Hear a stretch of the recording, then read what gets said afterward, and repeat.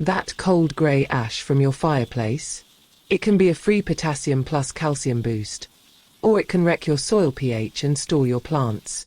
In the next few minutes, I'll show you the 30-second test to know if ash even belongs in your garden, the plants you must never use it on, and a safer way to use ash so you're not hammering your soil.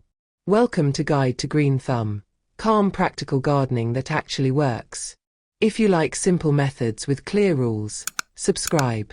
Now let's start with the truth. Wood ash is powerful because it changes pH. Wood ash isn't just minerals. It acts a lot like a liming material. It neutralizes acidity and raises soil pH. That's why some gardens respond beautifully, and others crash. It can contain useful nutrients. Calcium is often the biggest one, and it can also supply potassium plus smaller amounts of magnesium and phosphorus. But here's the catch: if your soil doesn't need pH to go up, ash becomes a problem. Before you do anything, ask one question. Is my soil already neutral or alkaline? If your soil is pH 7 or higher, adding ash can push it too far and interfere with plant performance. Best move: use an at-home pH test or your local extension soil test. The goal isn't guessing, it's knowing. Quick rule of thumb. Acidic soil, below ~6.5. Ash might help.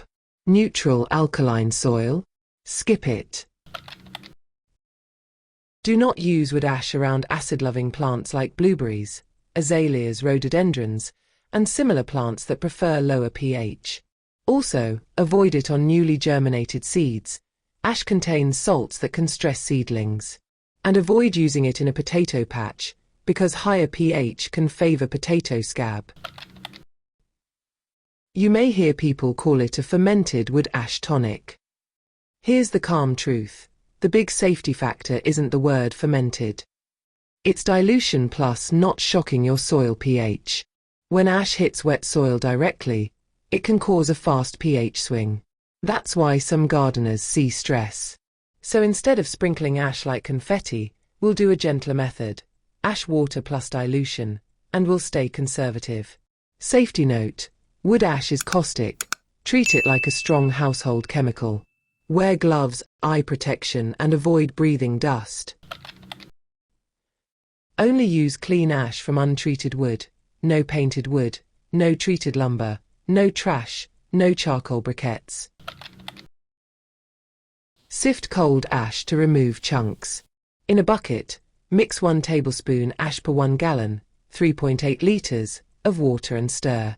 Let it sit overnight, then pour off the clearer liquid, leave gritty solids behind. Dilute again. Mix 1 part ash water to 10 parts plain water for your first application. Why so gentle? Because the job is to support soil chemistry, not overwhelm it. If you want to keep the fermented angle, you can add 1 teaspoon molasses to the bucket and let it sit a few days, but don't treat that as a magic safety switch. The safe part is still low concentration plus correct timing. Apply only to already moist soil, not dry soil. Use it early season on beds that tested acidic, or just before flowering or fruiting on heavy feeding crops only if your soil pH allows it. And go small, 1 light watering around the root zone, then wait a week and observe. Across a season, ash applications are generally kept to about 15 to 20 pounds, about a 5-gallon bucket, per 1,000 square feet, 93 square meters, per year. If you don't have soil test guidance, stay under that and retest before repeating. Mistake number 1. More is better. It's not. Too much ash pushes pH too high and causes nutrient problems. Mistake number 2. Using ash on blueberries, azaleas, seedlings, or potatoes. Mistake number 3. Never mix wood ash with nitrogen fertilizers like urea, ammonium nitrate, or ammonium sulfate. It can release ammonia gas. Mistake number 4. Using ash from treated painted wood or unknown scraps. So here's the takeaway. Wood ash isn't garden magic. It's a pH tool with nutrients attached. Use it only when your soil needs it. Keep it gentle, and you'll avoid the problems that give ash a bad name. If you want, comment ASH and tell me what you grow: tomatoes, peppers, houseplants, herbs, and I'll tell you whether ash makes sense for your setup. Subscribe to Guide to Green Thumb for simple gardening that works.